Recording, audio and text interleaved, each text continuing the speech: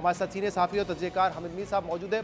पाकिस्तान के हवाले से अच्छी खबर है कि फैटफ ने पाकिस्तान को ग्रे लिस्ट से निकाल दिया है, लेकिन अब इजलास से ये खबर आ रही है कि तहरीक इंसाफ दोनों सूबाई असम्बलियाँ तहलील करने पर गौर कर रही है। आपके ख्याल में इस हद तक जाएगी तहरीक इंसाफ इस वक्त? देखें, पहले मैं ये कहूँगा कि जो फैटफ पे पाकिस्तान की जो कामयाबी है ये फ़कीदुल मसाल इसलिए है कि ये बहुत ही एक इम्पॉसिबल टास्क था, क्योंकि जून 2018 में जो पाकिस्तान को 27 नुकाती एक्शन प्लान दिया गया था उसमें बहुत से मुश्किल चैलेंजेस थे पाकिस्तान के लिए। तो उस पर भी जनरल कमर जावेद बाजवा साहब जो हैं उन्होंने GHQ में एक मेजर जनरल की सरबराही में एक कोऑर्डिनेशन सेल बनाया जिसने तमाम रियासती इदारों के साथ कोऑर्डिनेशन की। जब उस पर अमल दरामद मुकम्मल हुआ तो फैटफ ने फिर इस साल जून 2022 में एक 7 पॉइंट एक्शन प्लान दे दिया, फिर उस पर भी अमल दरामद हुआ। तो ये क्रेडिट जाता है तमाम पाकिस्तान के रियासती इदारों को और जो कोऑर्डिनेशन की इस बारे में GHQ ने। अच्छा, अब ये जो इमरान खान साहब की ज़ेर क़यादत जो इजलास हुआ है उसमें जो सलाह मशवरा हो रहा है, तो अब आप ख़ुद सोचें कि अगर पंजाब जो पाकिस्तान का सबसे बड़ा सूबा है और खैबर पख्तूनख्वा, अगर इन दो सूबों की असम्बलियाँ तोड़ दी जाती हैं तो उसके बाद पाकिस्तान के दो बड़े सूबे जो हैं वहाँ पे जमहूरियत जो है वो बिल्कुल एक खला में होगी। और उसके बाद अगर इमरान खान साहब जो है वो लॉन्ग मार्च का ऐलान कर देते हैं तो एक काफ़ी हुकूमत के लिए मुश्किल सूरत हाल पैदा हो जाएगी।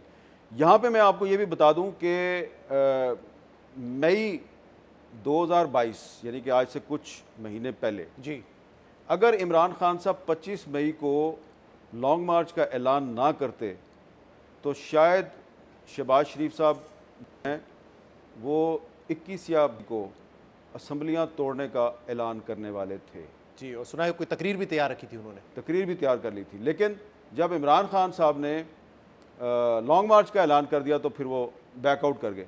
और ये भी आपको बता दूं कि उस वक्त भी आसिफ जरदारी साहब और मौलाना फजलुर रहमान साहब ऑन बोर्ड नहीं थे, तो फिर उन्होंने ये फैसला किया था कि हम फिर असम्बलियों से इस्तीफ़े दे देंगे और हमारा इत्तेहाद भी टूट जाएगा।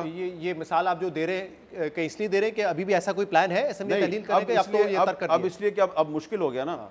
तो अब जो है वो सूरत हाल बड़ी मुख्तलिफ है। हाँ।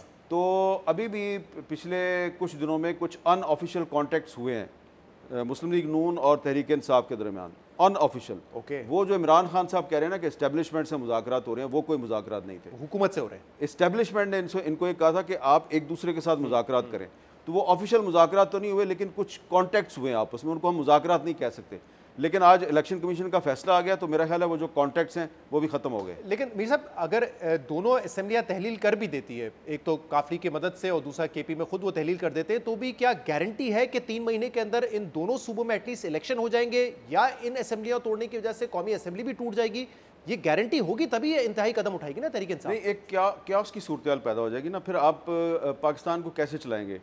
अगर गवर्नर राज लगा दें वहाँ पे, गवर्नर राज लगा देंगे तो इमरान खान साहब जो हैं उनकी मॉरल पोजीशन बड़ी मजबूत हो जाएगी।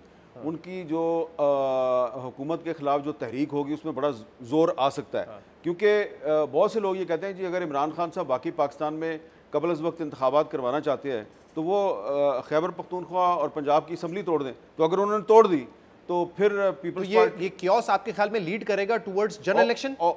बिल्कुल कर सकता है, क्योंकि बहुत से जो नून लीग के फेडरल मिनिस्टर हैं वो ये कह चुके हैं ऑन द रिकॉर्ड कि इमरान खान पहले पंजाब की और खैबर पख्तूनख्वा की असम्बली तोड़ें तो फिर वो हमसे मुतालबा करें।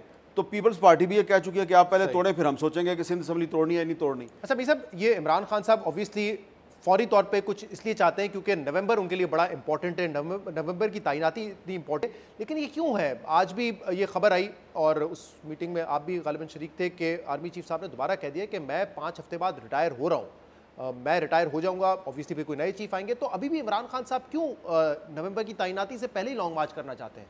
वो जो आर्मी चीफ का NDU में जो उनकी इंटरेक्शन थी उसकी ISPR ने एक प्रेस रिलीज भी जारी की है, तो वो सारी की सारी जो इंटरेक्शन थी वो ऑफ द रिकॉर्ड थी। अगर उसकी किसी ने बाहर निकल के खबर दिया है तो बहुत अनप्रोफेशनल काम किया है, क्योंकि वहाँ पे आर्मी चीफ ने ये कहा था कि आपने बाहर जाके बात नहीं करनी। तो जिस किसी ने भी खबर दिया उसने अनप्रोफेशनल काम किया है और इस तरह फिर मीडिया की क्रेडिबिलिटी ख़राब होती है।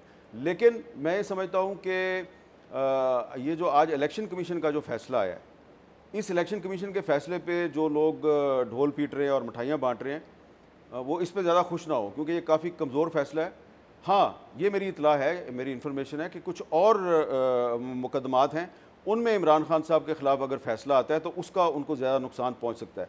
जहाँ तक ये फैसला है, देखें फैसल वाडा साहब को भी इलेक्शन कमीशन ने डिस्क्वालीफाई किया, वो मामला भी सुप्रीम कोर्ट में है। तो ये मामला पहले इस्लामाबाद हाई कोर्ट में जाएगा, उसके बाद वो सुप्रीम कोर्ट में चला जाएगा, तो ये मामला अल्टीमेटली सुप्रीम कोर्ट में जाएगा। और मेरा ख्याल है कि इलेक्शन कमीशन का जो फैसले की अभी तक मैंने खबर सुनी है या देखी है, वो कोई इतनी स्ट्रॉन्ग ग्राउंड पे फैसला नहीं लग रहा है, मजबूत नहीं है। बहुत बहुत शुक्रिया।